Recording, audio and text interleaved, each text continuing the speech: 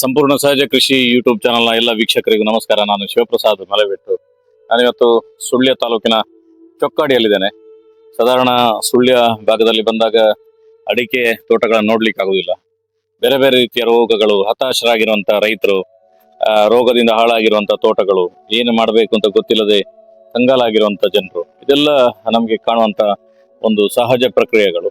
ಅಂಥದ್ರ ಮಧ್ಯದಲ್ಲಿ ನಾನು ಇವತ್ತು ಒಂದು ವಿಶೇಷವಾಗಿರುವಂತಹ ಅಡಿಕೆ ತೋಟಕ್ಕೆ ಬಂದಿದ್ದೇನೆ. ಚೊಕ್ಕಾಡಿಯಲ್ಲೂ ಕೂಡ ಒಂದು ಕಡಿಮೆ ರೋಗ ಇಟ್ಕೊಂಡು, ಅಂದ್ರೆ ರೋಗ ರಹಿತವಾಗಿ ಅಂತಾನು ಕೂಡ ಹೇಳ್ಬೋದು. ಆ ರೀತಿ ಒಂದು ಸೂಪರ್ ಆಗಿರುವಂತ ಒಂದು ಅಡಿಕೆ ತೋಟವನ್ನು ಚಂದ್ರಶೇಖರ್ ಅವರು ಮಾಡ್ತಾ ಇದ್ದಾರೆ. ಇವರು ಕೃಷಿಯಲ್ಲಿ ತುಂಬಾ ಸಾಧಕರು. ಮೊನ್ನೆ ನಡೆದಂತ ಪುತ್ತೂರಿನ ಕೃಷಿ ಮೇಳದಲ್ಲಿ ಇವರಿಗೆ ಮೈಸೂರು ವಿಭಾಗ ಮಟ್ಟದ ಅತ್ಯುತ್ತಮ ಕೃಷಿಕ ಅನ್ನುವಂತ ಪ್ರಶಸ್ತಿಯೂ ಕೂಡ ಸಿಕ್ಕಿದೆ. ಕೃಷಿಯಲ್ಲಿ ಆಲ್ರೌಂಡರ್ ಅಂತ ಹೇಳ್ಬೋದು. ಅಂದ್ರೆ ಬೇರೆ ಬೇರೆ ವಿಧದ ಬೆಳೆಗಳನ್ನು ಬೆಳೆದು ಒಬ್ಬ ರೈತ ಹೇಗೆ ಸ್ವಾವಲಂಬಿಯಾಗಿ ಬದುಕಬಹುದು ಅನ್ನೋದಕ್ಕೆ ಒಂದು ಅದ್ಭುತವಾಗಿರುವಂತಹ ಉದಾಹರಣೆ. ಬನ್ನಿ ಚಂದ್ರಶೇಖರ್ ಜೊತೆ ಮಾತಾಡ್ತಾ ಈ ತೋಟಕ್ಕೆ ಯಾವ ರೀತಿಯ ಗೊಬ್ಬರಗಳನ್ನು ಹಾಕ್ತಾರೆ ಮತ್ತು ರೋಗಗಳನ್ನು ಹೇಗೆ ಕಂಟ್ರೋಲ್ ಮಾಡ್ತಾರೆ, ಈ ರೀತಿ ಇಳುವರಿ ಬರಬೇಕಾದ್ರೆ ಯಾವ ತಳಿಯನ್ನು ನೆಟ್ಟಿದ್ದಾರೆ ಅನ್ನುವಂತ ಎಲ್ಲ ಸಂಗತಿಯನ್ನು ನಿಮ್ಗೆ ತಿಳಿಸ್ತೇನೆ. ಬನ್ನಿ ಚಂದ್ರಶೇಖರ್ ಅವರ ತೋಟಕ್ಕೆ. ಚಂದ್ರಶೇಖರ ನಮಸ್ಕಾರ. ನಮಸ್ಕಾರ. ಹೇಗಿದ್ದೀರಿ? ತೊಂದರೆ ಇಲ್ಲ, ಈಗ ಆರಾಮಾಗಿದ್ದೇನೆ. ಕೃಷಿಯಲ್ಲಿ ನಾವು ಮನೆಯಲ್ಲಿ ನಿಂತು ಕೃಷಿ ಮಾಡೋದು ಅಂತ ಹೇಳಿದ್ರೆ ಅಷ್ಟು ಸಾಮಾನ್ಯದ ಕೆಲಸ ಅಲ್ಲ. ಒಂದು 20-25 ವರ್ಷ ಹಿಂದೆ ಎಲ್ಲ ದೊಡ್ಡ ಪ್ರಮಾಣದಲ್ಲಿ ಜನರು ಗುಳೆ ಹೋಗ್ತಿದ್ರು ಕೃಷಿ ಮನೆಯಿಂದೆಲ್ಲ. ಈಗನೂ ಹೋಗ್ತಾರೆ. ಹಾಗೆ ನೀವು ಯಾಕೆ ಹೊರಗಡೆ ಕೆಲ್ಸಕ್ಕೆ ಹೋಗದೆ ಇಲ್ಲೇ ಕೃಷಿಗೋಸ್ಕರ ನಿಂತ್ರಿ? ನನಗೊಂದು ಹಠ ಬಂತು. ಹಾಗೆ ನಾನು ಒಂದು ಕೃಷಿ ಮಾಡ್ಲಿಕ್ಕೆ ಶುರು ಮಾಡಿದ್ದು. PUC ಆದ ಮೇಲೆ ನನಗೆ ಭಾರಿ ಬಡತನ ಇತ್ತು, ಕಡು ಬಡತನ. ಹಾಗೆ ನಾನು ಸ್ವಲ್ಪ ಕೃಷಿ ಮಾಡ್ಲಿಕ್ಕೆ ಹೊರಟೆ. ಏನು ಕೃಷಿ ಮಾಡ್ತಿದ್ರಿ? ಆಗ ಅಡಿಕೆ ಕೃಷಿ. ಅಡಿಕೆ ಮಾತ್ರ? ಹಾಗೆ ಯಾರು ಹೇಳಿಲ್ಲ ಹೊರಗಡೆ ಕೆಲ್ಸಕ್ಕೆ ಹೋಗಿ ಒಳ್ಳೊಳ್ಳೆ ಕೆಲಸಗಳು ಸಿಗ್ತದೆ ಅಂತ ಹೇಳಿ? ಹೇಳಿದ್ರು. ಆದ್ರೆ ನಾನು ಜಾಗ ಇತ್ತಲ್ಲ, ಅದು ಹಾಗೆ ಹಾಳು ಬಿದ್ದುಕೊಂಡಿತ್ತು. ಅದನ್ನು ಸ್ವಲ್ಪ ಸ್ವಲ್ಪ ಮಾಡಿಕೊಂಡು ಬಂದೆ. ಕರೆಕ್ಟ್. ಈಗ ಇದು ನಿಮ್ಮ ಹಿರಿಯರು ಹಾಕಿದ್ದು ತೋಟ ಇರ್ಬೋದು ಆ ಕಡೆದು? ಹೌದು. ಇದೀಗ ನೀವೇ ಹಾಕಿರುವಂತದ್ದು. ಇದರ A to Z ಗಿಡ ನಡೆದ್ರಿಂದ ಇವತ್ತು ಅಡಿಕೆ ಆಗುವವರೆಗೆ ಇದರ ಬಗ್ಗೆ ನಿಮ್ಗೆ ಗೊತ್ತು. ಇದು ಯಾವ ತಳಿ ಇದು? ಇದು ಇಂಟರ್ ಮಂಗಲ. ಎಷ್ಟು ಹಾಕಿದ್ರಿ ಇದರಲ್ಲಿ, ಈ ಫ್ಲಾಟ್ ಅಲ್ಲಿ? ಇದರಲ್ಲಿ 800 ಗಿಡ ಹಾಕಿದ್ದೇನೆ. ಹೇಗಿದೆ ಇದರದ್ದು ಇಳುವರಿಗಳೆಲ್ಲ? ಇಳುವರಿ ಒಳ್ಳೆದುಂಟು. ಇದು 2ನೇ ವರ್ಷ ಫಸಲು. ಈಗ ಇಲ್ಲಿ ಬರುವಂತ ಪ್ರಶ್ನೆ ಸುಳ್ಯ ಭಾಗದಲ್ಲಿ ಎಲ್ಲ ಕಡೆಯಲ್ಲಿ ಇದರ ಬಗ್ಗೆ ರೋಗ ಬರ್ತದೆ, ಇಂಥದ್ದು ಬೇರೆ ಬೇರೆ ಸಮಸ್ಯೆಗಳೆಲ್ಲ ಇದರಲ್ಲಿ ಕಾಡ್ತಾ ಇರ್ತದೆ. ರೋಗ ಬರುವುದಿಲ್ಲ ಅಂತ ಹೇಳುದಿಲ್ಲ ನಾನು, ಆದ್ರೆ ರೋಗ ಬರುವುದನ್ನು ನೀವು ನಿಯಂತ್ರಣ ಮಾಡ್ಕೊಂಡು ಹೇಗೆ ಬೆಳೆಯನ್ನು ತೆಗಿತಿದ್ದೀರಿ ಅಂತ ಹೇಳಿ. ನನಗೆ ಇದಕ್ಕೆ ಮೈಲ್ ಚುತ್ತು ಸುಣ್ಣ ವರ್ಷದಲ್ಲಿ ಒಂದು 5-6 ಸರ್ತಿ ಬಿಡ್ತೇನೆ, ರೋಗಕ್ಕೆ ಮತ್ತೆ ಕೊಳೆ ರೋಗಕ್ಕೆ ಎಲ್ಲ. ಅದರಲ್ಲೇ ಕಂಟ್ರೋಲ್ ಆಗ್ತದೆ. ಬೇರೆ ಯಾವ್ದು ಸ್ಪ್ರೇ ಇಲ್ಲ? ಯಾವುದಿಲ್ಲ. ಅಲ್ಲ, ಈಗೆಲ್ಲ ಸ್ಪ್ರೇ ಮಾಡ್ತಿದಾರಲ್ಲ ಎಲೆ ಚುಕ್ಕಿ ರೋಗಕ್ಕೆ, ಅದಕ್ಕೆ ಇದಕ್ಕೆ ಅಂತ. ಅದು ಯಾವ್ದು ಮಾಡ್ಲಿಲ್ಲ. ಅದು ಯಾವ್ದು ಮಾಡದೇನೆ ನೀವು ರೋಗ ನಿಯಂತ್ರಣ ಮಾಡಿದ್ರೆ? ಹೌದು. ಇದಕ್ಕೆ ಗೊಬ್ಬರಗಳೆಲ್ಲ ಹೇಗೆ ಕೊಡ್ತೀರಿ? ಇದರಲ್ಲಿ ಕೃಷಿ ಮಾಡಿದ್ದೇನೆ, ಸೌತೆ, ಬೆಂಡೆಕಾಯಿ. ಹಾಗೆ ಅದರ ಒಳಗೆ ನಾನು ಗೊಬ್ಬರ ಹಾಕ್ತಿದ್ದೆ ನಡುವಲ್ಲಿ, ಸಣ್ಣದಿರುವಾಗ ಗೊಬ್ಬರ ಹಾಕಿ ಅದರಲ್ಲಿ ಆದ ಗೊಬ್ಬರ ಎಲ್ಲ ಅದಕ್ಕೆ ಹೋಗ್ತಿತ್ತು. ಅದಕ್ಕೂ ಹಾಕ್ತಿದ್ದೆ, ಕೋಳಿ ಗೊಬ್ಬರ ಮತ್ತೆ ಸೆಗಣಿ ಸ್ಲರಿ ನೀರು ಎಲ್ಲ ಹಾಕ್ತಿದ್ದೆ. ಈಗೇನು ಹಾಕ್ತೀರಾ? ಈಗಲೂ ಹಾಕ್ತೇನೆ. ವರ್ಷದಲ್ಲಿ ಎಷ್ಟು ಬಾರಿ ಹಾಕ್ತೀರಿ? 3-4 ಸರ್ತಿ ಹಾಕ್ತೇನೆ. 4 ಸರ್ತಿ ಹಾಕ್ತೀರಿ.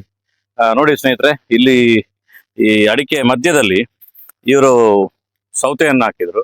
ಒಂದು 3 ವರ್ಷ ಮಾಡಿದ್ದಾರೆ ಇದರಲ್ಲಿ ಕೃಷಿ. 3 ವರ್ಷಕ್ಕೆ 4 ಸರ್ತಿ ಮಾಡಿದ್ದೇನೆ. ವರ್ಷಕ್ಕೆ 4 ಬಾರಿ. 3 ವರ್ಷ ಅಂತ ಹೇಳಿದ್ರೆ ಸುಮಾರು 12 ಬಾರಿ ಎಲ್ಲ. ಈ ಗಿಡವನ್ನು ಸಾಕಿದೆ ಅದರಲ್ಲಿ. ಹೌದಾ? ಅಂದ್ರೆ ಆಗ ನಿಮ್ಗೆ ತೋಟದ ಖರ್ಚು ಫ್ರೀ ಆಯ್ತು. ಇಲ್ಲದ್ರೆ 3-4 ವರ್ಷ ಅದಕ್ಕೆ ಖರ್ಚಿಗೆ ಹಾಕಿ ಇವನ ಹತ್ರ 1 ರೂಪಾಯಿ ಇಲ್ಲದಾಗೆ ಆಗ್ತದೆ ಎಷ್ಟೋ ಜನರಿಗೆ. ನಾನು ಘಟ್ಟದ ಮೇಲೆ ನೋಡಿದ್ದೇನೆ ಈ ರೀತಿ ಮಧ್ಯದಲ್ಲಿ ಎಡೆ ಕೃಷಿಯನ್ನು ಮಾಡೋದು. ಹೌದೌದು. ಈ ರೀತಿಯ ಒಂದು ಸಿಸ್ಟಮ್ ಅನ್ನು ನೀವು ಹೇಗೆ ಅದನ್ನು ಅಡಾಪ್ಟ್ ಮಾಡಿದ್ರಿ? ನಾನೇ ಒಂದು ಅಂದಾಜು ನನ್ನ ಅಳಿಯ ಹುಣಸೂರಲ್ಲಿ ಇರುದು, ಅವನಲ್ಲಿ ಹೋಗಿ ಅವನೇ ಹೇಳಿ ನಾನು ಕಲ್ತುಕೊಂಡದ್ದು. ಇಲ್ಲಿ ಈ ಬುಡಕ್ಕೆ ಗೊಬ್ಬರಗಳನ್ನು ಹಾಕಿ ಹೋಗ್ತಾರೆ, ಇಷ್ಟು ದೂರಕ್ಕೆ ಗೊಬ್ಬರಗಳನ್ನು ಹಾಕೋದಿಲ್ಲ, ಗೊಬ್ಬರ ಇಳಿಯುವುದಿಲ್ಲ, ಇಂಥದ್ದಲ್ಲಿ ಬೇರೆ ಬೇರೆ ತಕರಾರುಗಳಿರ್ತದೆ ಜನರು ತಿಳ್ಕೊಂಡಿರುವಂತದ್ದು. ಹಾಗೆ ನೀವು ಇಲ್ಲಿಗೆ ಬಿದ್ದ ಗೊಬ್ಬರವನ್ನು ಇದು ಎಳ್ಕೊಳ್ಬಹುದು. ಈ ಗಿಡ ದೊಡ್ಡ ಗಿಡ ಹೇಳ್ಕೊಳ್ತದೆ. ಅದರ ಗರಿ ಎಷ್ಟು ದೂರಕ್ಕೆ ಹೋದ್ರೆ ಅಲ್ಲಿ ಬೇರುಗಳು ಹೋಗ್ತದೆ. ಗರಿ 9 ಫೀಟ್ ಹೋಗ್ತದೆ, ಅದರ ಬೇರು ಅಷ್ಟೇ ದೂರ ಹೋಗ್ತದೆ. ಆ ಲೆಕ್ಕ. ಹೀಗಿದ್ರೆ ಗರಿ ಇಲ್ಲಿವರೆಗೆ ಬಂದಿದೆ ಅಂದ್ರೆ ಇದರ ಬೇರು ಇಲ್ಲಿವರೆಗೆ ಬರ್ತದೆ. ಆಗ ಈ ಗೊಬ್ಬರ ಎಲ್ಲ ಅದಕ್ಕೆ ಉಪಯೋಗ ಆಗುತ್ತೆ ಅಂತ ಹೇಳುವಂತದ್ದು. ಹೌದೌದು. ಕೋಳಿ ಗೊಬ್ಬರ ವರ್ಷಕ್ಕೆ 1-2 ಸರ್ತಿ ಹಾಕ್ತೇನೆ. ಇಂಟರ್ ಸಿ ಮಂಗಲ. ಮತ್ತೆ ಅಡಿಕೆ ಬೀಜ ಉಂಟಲ್ಲ, ಅದು ನಾವು ನೆಟ್ಟನಂದಲೇ ತರಬೇಕು. ನೆಟ್ಟನ CPR CPCRI ಅಲ್ಲಿಂದ ತಂದ್ರೆ ಮಾತ್ರ ಗಿಡ ಕರೆಕ್ಟ್ ಬರ್ತದೆ. ಅದ್ಯಾಕೆ? ಅದ ನಂತರ ಅಲ್ಲಿ ಪರಾಗಸ್ಪರ್ಶಕ್ಕೆ 3 ಕಿಲೋಮೀಟರ್ ದೂರ ಹಾ. ಜೇನು ನೋಡ ಹೋಗುದಿಲ್ಲ. ಹಾ. ಅಲ್ಲಿ ಕ್ಲೀನ್ ಆಗಿ ಸಿಗ್ತದೆ ನಮಗೆ. ಅಂದ್ರೆ ಅದರ ಸುತ್ತಮುತ್ತ ಬೇರೆ ತೋಟಗಳಿಲ್ವಾ? ತೋಟಗಳಿಲ್ಲ. ಇದು CPR ಇಂದ ತಂದ ಅಡಿಕೆ ಗಿಡ. ಈಗ ಸಹಜವಾಗಿ ನೋಡುವಾಗ ಸಾಧಾರಣ ಅಡಿಕೆ ಕಾಣ್ತದೆ. ಏನಾದ್ರು ಕೊಯ್ಲು ಏನಾದ್ರು ಆಯ್ತು ಇದ್ರದ್ದು? ಒಂದು ಕೊಯ್ಲು ಆಯ್ತು. ಇವತ್ತು ಕೊಯ್ಲು ತೆಕ್ಕೊಂಡಿದ್ದಾರೆ. ಹೌದಾ? ಇದ್ರಲ್ಲಿ ಎಷ್ಟು ಸಣ್ಣದ್ರಲ್ಲಿ ಆಗ್ಲಿಕ್ಕೆ ಶುರು ಆಗಿತ್ತು ನೋಡಿ ಇದ್ರಲ್ಲಿ? ಇಲ್ಲಿ ಇಷ್ಟು ಕೆಳಗಿಂದ ಆಗಿದೆ. ಕಳೆದ ಬಾರಿ ಆಗಿತ್ತಾ? ಕಳೆದ ಬಾರಿ ಆಗಿತ್ತು. ಈ ಬಾರಿ ಇದು ಕೊಯ್ಲಾಗಿದ್ದ? ಇದು ಕೊಯ್ಲಾಗಿದೆ. ಇದ್ರಲ್ಲೂ ಹಾಗೆ ಆಗಿದೆ. ಎವರೇಜ್ ಅಂತ ಹೇಳುವಂತದ್ದಲ್ಲ, ಅಂದ್ರೆ ಒಂದು 10ರಲ್ಲಿ ಒಂದು 7ರಲ್ಲಿ ಆದ್ರೆ ಈ ರೀತಿ ಬರ್ಬೇಕು ಅಂತ ಬರ್ಬೇಕು. ಸಾಧಾರಣ 10ರಲ್ಲಿ 10ಕ್ಕೆ ಬರುತ್ತೆ ಅಂತ ಹೇಳಿಕ್ಕೆ ಆಗುದಿಲ್ಲ. ಈಗ ನಾನು ಬರುವಾಗ ದಾರಿಯಲ್ಲಿ ತುಂಬಾ ಕಡೆ ನೋಡ್ಕೊಂಡ್ ಬಂದೆ, ರೋಗಗಳು ಇಂಥದ್ದೆಲ್ಲ ಬೇರೆ ಬೇರೆ ಸಮಸ್ಯೆ ಎಲ್ಲ ಇರುವಂತ ತೋಟಗಳನ್ನು ನೋಡಿದೆ. ಅದನ್ನು ಸ್ವಲ್ಪ ಮಟ್ಟಿಗೆ ಅದ್ರ ಪ್ರತಿರೋಧ ಕೊಡಬಹುದು ಅಂತ ಹೇಳಿದ್ರೆ ಅವರು ಯಾವ ಮೆಥಡ್ನ ಗೊಬ್ಬರಗಳನ್ನು ಹಾಕ್ತಾ ಹೋಗ್ಬೇಕು? ಗೊಬ್ಬರ ಅದಕ್ಕೆ ಬೇಕಾದಷ್ಟು ಕೊಡ್ಬೇಕು. ಸ್ವಲ್ಪ ಕೊಟ್ಟರೆ ಆಗಿತ್ತು. ಎಲೆ ಚುಕ್ಕಿ ರೋಗ ಬಂತು ಅಂತ ಹೇಳಿ ಸುಮ್ಮನೆ ಕೂತ್ಕೊಂಡ್ರೆ ಆಗ್ಲಿಕ್ಕಿಲ್ಲ. ಅದಕ್ಕೆ ಬೇಕಾದ ಹಟ್ಟಿ ಗೊಬ್ಬರ ಒಂದು ಬುಡಕ್ಕೆ 12 kg ಹಟ್ಟಿ ಗೊಬ್ಬರ ಹಾಕ್ಬೇಕು. ಮತ್ತೆ ರಾಸಾಯನಿಕ ಗೊಬ್ಬರ, ಮತ್ತೆ ಸ್ಲರಿ, ಮತ್ತೆ ಸೊಪ್ಪು. ಬೇರೆ ಎಲ್ಲ ತೋಟದವರು ಸ್ವಲ್ಪ ಚುಕ್ಕೆ ರೋಗ ಬರುವಾಗ ಗೊಬ್ಬರ ಹಾಕುದು ಬಿಟ್ಟೇ ಬಿಡ್ತಾರೆ. ಹಾಗೆ ಅದು ತೋಟ ಹೋಗ್ತದೆ. ಗೊಬ್ಬರ ಎಷ್ಟು ಹಾಕಿದ್ದೀರಿ ಅಷ್ಟು ನಿಮ್ಮ ಇಂಪ್ರೂವ್ಮೆಂಟ್ ಆಗ್ತದೆ. ನಮ್ಮ ಶರೀರಕ್ಕೆ ಆಹಾರ ಕೇಳುವುದಿಲ್ಲ, ಹಾಗೇನೆ ಇದು ಆಹಾರ ಕೇಳ್ತದೆ. ಆಗ ಆಹಾರ ಕೊಡಬೇಕು. ಈಗ ಮೊನ್ನೆ ಒಂದು ಕೃಷಿ ಮೇಳ ನಡೆಯಿತು, ಅದ್ರಲ್ಲಿ ನಿಮ್ಗೆ ಪ್ರಶಸ್ತಿ ಕೂಡ ಕೊಟ್ರು. ಕೇವಲ ಅಡಿಕೆ ಗಿಡ ಮಾಡಿದ ತಕ್ಷಣ ಯಾರು ಗುರುತಿಸಿ ಪ್ರಶಸ್ತಿ ಕೊಡುದಿಲ್ಲ. ಯಾವ್ಯಾವ ಕೃಷಿಯನ್ನೆಲ್ಲ ಮಾಡ್ತಿದ್ದೀರಿ ನೀವು? ನಾವು ಅಡಿಕೆ, ತೆಂಗು, ಕಾಳುಮೆಣಸು, ಲಬ್ಬರ್ ಇತ್ತು, ಅದನ್ನ ಈಗ ಕಡಿತಿದ್ದೀನಿ. ಮತ್ತೆ ತರಕಾರಿ ಮೈನ್. ಈಗ ನಾನು ತರಕಾರಿ ಕೃಷಿ ಎಲ್ಲಿ ಮೇಲೆ ಬಂದಂತು. ಮಕ್ಕಳನ್ನು ಓದಿಸುವುದು, ಮಕ್ಕಳನ್ನು ನಾನು ಆಲೋಚನೆಯಲ್ಲಿ ಆರ್ಟಿಫಿಷಿಯಲ್ ಇಂಟೆಲಿಜೆಂಟ್ ಮಾಡಿ 4 ವರ್ಷ ಕೋರ್ಸ್ ಮಾಡಿ ಈಗ ಬೆಂಗಳೂರಲ್ಲಿ IAS ಅನ್ನು ಓದುತ್ತಾ ಇದ್ದಾನೆ. ಮಗಳು SDM ಕಾಲೇಜಲ್ಲಿ ಫೈನಲ್ ಇಯರ್ BCom ಕಲಿತಾ ಇದ್ದಾರೆ, ಲಾಸ್ಟ್ ಇಯರ್. ಹಾಗೆ ಇದರಲ್ಲೇ ನಾನು ಕಲಿಸುವುದು. ಮತ್ತೆ ಅದರ ಮೇಲೆ ಬಿಸಿನೆಸ್ ಉಂಟು ನನ್ನದು. ಇದು ಕೋಳಿ ಗೊಬ್ಬರ, ಮತ್ತೆ ತರಕಾರಿ, ಸಂತೆ ಹೋಗುದು, ಅದೆಲ್ಲ ಉಂಟು. ಮತ್ತೆ ಮದುವೆ ಸಮಾರಂಭಗಳಿಗೆ ತರಕಾರಿ ಸಪ್ಲೈ ಮಾಡಿ ಕೊಡುವುದು. ಹೋಲ್ಸೇಲ್ ಕೊಡ್ತೇವೆ ನಾವು. ಹುಣಸೂರು ತಂದು ಈ ಕಡೆ ಕೊಡ್ತೇವೆ. ನಮ್ಮದು ಬೇರೆ ಉಂಟು, ಸೌತೆ, ಬೆಂಡೆಕಾಯಿ, ಅದನ್ನು ಮೆಣಸಿನಕಾಯಿ, ಅದನ್ನೆಲ್ಲ ಕೊಡ್ತೇನೆ. ಅಂದ್ರೆ ಸ್ವಲ್ಪ ಮಿನಿಮಮ್ ರೇಟಿಗೆ ಕೊಡ್ತೇನೆ. ಹೈನುಗಾರಿಕೆಯಲ್ಲಿ ನಾನು ದಿವಸಕ್ಕೆ 100 ಲೀಟರ್ ಹಾಲು ಹಾಕ್ತಿದ್ದೆ. ಈಗ ಸ್ವಲ್ಪ ಕಮ್ಮಿ ಮಾಡಿ ನಾನು ಈಗ ತರಕಾರಿ ಕೃಷಿಗೆ ಇಳಿದದ್ದು. ತರಕಾರಿ ವರ್ಷಕ್ಕೆ ಒಂದು ಎಷ್ಟು ಮಾಡ್ತೀರಿ ಅಂದಾಜು? ತರಕಾರಿ ಒಂದು 25-30 ಲಕ್ಷದ ಇನ್ಕಮ್ ಮಾಡ್ತೇವೆ ವರ್ಷದಲ್ಲಿ. ತರಕಾರಿಯಲ್ಲಿ 8 ಜನ ಮಾಮೂಲು ಕೆಲಸಕ್ಕೆ ಇದ್ದಾರೆ. ಮತ್ತೆ ಬೇಕಾದಾಗೆ ನಾನು ಜನ ಮಾಡಿ ಕೆಲಸ ಮಾಡ್ತೇನೆ. ಕರೆಕ್ಟ್. ನೋಡಿ ಸ್ನೇಹಿತರೆ, ಅವ್ರು ತರಕಾರಿ ಒಂದು ಸೂಪರ್ ಆಗಿರೋ ತೋಟ ಇದೆ. ಅದರಲ್ಲಿ ನೆಕ್ಸ್ಟ್ ಈಗ ಬೆಳೆ ಬರುವಾಗ ಅದರ ಬಗ್ಗೆ ಕೂಡ ಒಂದು ವಿಶೇಷವಾಗಿರುವಂತಹ ಕಂಟೆಂಟ್ ಅಂತ ಮಾಡ್ತೇನೆ.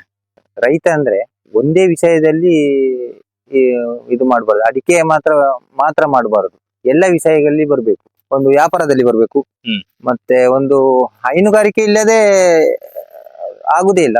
ಅದು ಜೊತೆನೆ ಬೇಕು. ಅಂದ್ರೆ ಎರಡು ಲಾಭ. ಒಂದು ಹಾಲಿನ ದುಡ್ಡು, ಇನ್ನೊಂದು ಸೆಗಣಿ ಇಲ್ಲಿಗೆ ನೀವು ದುಡ್ಡು ಕೊಟ್ಟು ತರಬೇಕಲ್ಲ. ಹೌದೌದು. ನಿಮ್ಗೆ ಭಯಂಕರ ರೇಟ್ ಉಂಟಲ್ಲ ಈಗ ಹಟ್ಟಿ ಗೊಬ್ಬರ. ಹೌದೌದು. ಅಂದ್ರೆ ನಾನು ಆ ವಿಧಾನವನ್ನು ನಾವೇ ಹೇಳುದು ಹೆಚ್ಚಾಗಿ. ಎಲ್ರು ಹೇಳ್ತಾರೆ ಸಮಗ್ರ ಕೃಷಿ ಅಂತ ಹೇಳಿ. ಅಂದ್ರೆ ಒಂದು ಕೃಷಿಯನ್ನ ಮಾಡ್ಕೊಂಡು ಕೂರುದಲ್ಲ ಅಂತ ಹೇಳಿ. ಹೌದೌದು. ಆ ರೀತಿ ನೀವು ಹೇಳಿದಾಗ ಅದಕ್ಕೊಂದು ಬೆಲೆ ಹೆಚ್ಚಿರ್ತದಲ್ವಾ? ಹೌದೌದು. ಯಾಕಂದ್ರೆ ನೀವು ಮಾಡುವವರು ಪ್ರಾಕ್ಟಿಕಲ್ ಆಗಿ. ಹೌದು. ನಿಮ್ಮ ಹತ್ರ ಅಡಿಕೆ ಇದೆ, ದನ ಇದೆ, ತರಕಾರಿ ಕೃಷಿಯನ್ನು ಮಾಡ್ತೀರಿ. ತರಕಾರಿ ಕೃಷಿಯನ್ನು ನಿಮ್ಮಷ್ಟು ಹೆಚ್ಚು ಯಾರು ಮಾಡ್ಲಿಕ್ಕಿಲ್ಲ ಅನ್ಸತ್ತೆ ನನಗೆ. ಯಾರಾದ್ರೂ ನಿಮ್ಗೆ ಗೊತ್ತುಂಟಾ? ಹೆಚ್ಚು ಮಾಡುವವರು? ಗೊತ್ತಿಲ್ಲ ಅಲ್ವಾ? ಹೌದು. ಲೋಡು ಹೌದು, ಎಲ್ಲ ಕಡೆಗೆ. ನಾನು ತರಕಾರಿ ತಗೊಂಡು ಹೋಗ್ಲಿಕ್ಕೆ ಪಿಕಪ್ ಮೊನ್ನೆ 3 ತಿಂಗಳಿಂದ ಈಚೆ ತಗೊಂಡೋಗಿ. ತರಕಾರಿಯ ದುಡ್ಡಲ್ಲಿ ತಗೊಂಡಿದ್ದ? ಹೌದೌದು. ಪಿಕಪ್ ಲೋನ್ ಮಾಡಿದ್ದೇನೆ ಸ್ವಲ್ಪ. ಇಲ್ಲಿ ತೊಕಾಡಿ ವ್ಯವಸಾಯ ಸೇವಾ ಸಹಕಾರಿ ಸಂಘ. ಸುಳ್ಳೆ ಭಾಗದಲ್ಲಿ ಈ ರೀತಿಯ ತೋಟಗಳನ್ನು ನೋಡ್ಲಿಕ್ಕೆ ತುಂಬಾ ರೇರ್ ಆಗಿ ಸಿಗುತ್ತೆ. ಅದರಿಂದಾಗಿ ಈ ಭಾಗದ ಯಾರ್ಯಾರು ರೈತರಿದ್ರೆ ನಿಮ್ಗೆ ಇದರ ಬಗ್ಗೆ ಮಾಹಿತಿಗಳು ಬೇಕಾದ್ರೆ ಇವ್ರನ್ನ ಕಾಂಟ್ಯಾಕ್ಟ್ ಮಾಡಬಹುದು. ನಂಬರ್ ಕೂಡ ಮತ್ತೆ ಕೋಳಿ ಗೊಬ್ಬರ ಕೂಡ ಇವರು ಕೊಡ್ತಾರೆ. ಬೇರೆ ಬೇರೆ ರೀತಿಯ ವ್ಯವಸ್ಥೆಗಳು ಇವ್ರ ಹತ್ರ ಇದೆ. ಕೇವಲ ಒಂದು ವಿಷಯದಲ್ಲ, ಹಲವಾರು ವಿಷಯದಲ್ಲಿ ಇವರು ಎಕ್ಸ್ಪರ್ಟ್ ಆಗಿದ್ದಾರೆ. ಇವ್ರನ್ನು ನೀವು ಸಂಪರ್ಕ ಮಾಡಬಹುದು. ಸರ್, ಒಂದು ಜನರಿಗೆ ಒಂದು ಉಮೇದು ಬರಲಿ ಅನ್ನೋದ ಕಾರಣಕ್ಕೋಸ್ಕರ ಇಂಥ ಕಂಟೆಂಟ್ಗಳನ್ನು ಕೊಡುವಂತ. ಯಾಕಂದ್ರೆ ನಾನೇ ಬೇಕಾದ್ರೆ ಹೇಳ್ಬೋದು, ನೀವು ಹೇಳೋದನ್ನ ಎಲ್ಲವನ್ನು ನಾನು 2 ಫೋಟೋ ತೋರಿಸಿ ನಿಮ್ದು ಹೇಳ್ಬೋದು. ಆದ್ರೆ ನೀವು ಹೇಳಿದ್ದಕ್ಕೆ ಅದಕ್ಕೊಂದು ಅರ್ಥ ಇರ್ತದೆ. ಯಾಕಂದ್ರೆ ನೀವು ಒಂದು ಮನಸ್ಸಿಂದ ಹೇಳ್ತೀರಿ ಮಾಡಿದ ಕೆಲಸಗಳು. ಹಾಗೆ ಒಂದು ಅತ್ಯುತ್ತಮವಾಗಿರುವಂತಹ ಒಂದು ಮಾಹಿತಿಯನ್ನು ಕೊಟ್ಟಿದ್ದೀರಿ. ಧನ್ಯವಾದ. ಇದು ನನ್ನ ಹೆಂಡತಿ ತನುಜ. ಹಾ. ಒಬ್ಬನ ಮಗ ಹಾ. ಭವಿಷ್ಯ ಅಂತ, ಹಾ. ಅವನು IAS ಓದಿಕೊಂಡಿದ್ದಾನೆ. ಹಾ. ಮಗಳು ಭೂಮಿಕಾ, ಹಾ. ಅವಳು SDM ನಲ್ಲಿ ಓದಿಕೊಂಡಿದ್ದಾಳೆ, ಫೈನಲ್ ಇಯರ್ BCom. ಮತ್ತೆ ಕೃಷಿ ಎಲ್ಲ ನಾವು ಒಟ್ಟಿಗೆ ಸೇರಿಕೊಂಡು ಮಾಡುವುದು. ಒಬ್ಬನಿಂದ ಎಲ್ಲ ಆಗುದಿಲ್ಲ ಅಲ್ಲ. ರಾತ್ರಿ ಆಗಲು ಹಾ. ನಾವು 3 ಗಂಟೆಗೆ ಹೇಳ್ತೇವೆ. 3 ಗಂಟೆ ಇದ್ದು ಚಟುವಟಿಕೆ ಶುರು ಆಗುತ್ತೆ. ಹೌದೌದು ಸರ್. ದನದ ಕೆಲಸ ಶುರು ಆಗುತ್ತೆ. ಅಲ್ಲ. ಬೆಳಿಗ್ಗೆ 5 ಗಂಟೆಗೆ ಇವಳು ಹಾಲು ಕರೀತಾಳೆ. ಸರ್, ನೀವು ಅಷ್ಟು ದೂರದಿಂದ ಕೃಷಿಯನ್ನು ಯೂಟ್ಯೂಬ್ ಅನ್ನು ಮಾಡಿಕೊಂಡಿದ್ದೀರಿ, ನಿಮಗೆ ಧನ್ಯವಾದಗಳು sir. Okay, thank you sir. ನೋಡಿ ಸ್ನೇಹಿತರೆ, ಒಂದು ಸೂಪರ್ ಆಗಿರೋ ಮಾಹಿತಿಯನ್ನು ಕೊಟ್ಟು ಅವರಿಗೆ ಕೃಷಿ ಮಾಡಿ ಅದರ ಬಗ್ಗೆ ಅನುಭವ ಹೆಚ್ಚಿರುವಂಥದ್ದು. ಅದನ್ನ ಕ್ಯಾಮರಾಗಳಲ್ಲಿ ಮಾತಾಡಿ ಅಭ್ಯಾಸ ಇರುವುದಿಲ್ಲ, ಆದರೂ ಕೂಡ ಅವ್ರನ್ನ ಒಂದು ಪ್ರಾಮಾಣಿಕವಾಗಿ ಮಾತಾಡಿಸುವ ಪ್ರಯತ್ನವನ್ನು ಮಾಡ್ತೇವೆ. ಉತ್ತಮವಾಗಿರುವಂಥ ಮಾಹಿತಿಯನ್ನು ಕೊಟ್ಟಿರುವಂಥ ಚಂದ್ರಶೇಖರ್ ಗೌಡರಿಗೆ ನಮ್ಮ ಕಡೆಯಿಂದ ಧನ್ಯವಾದಗಳು.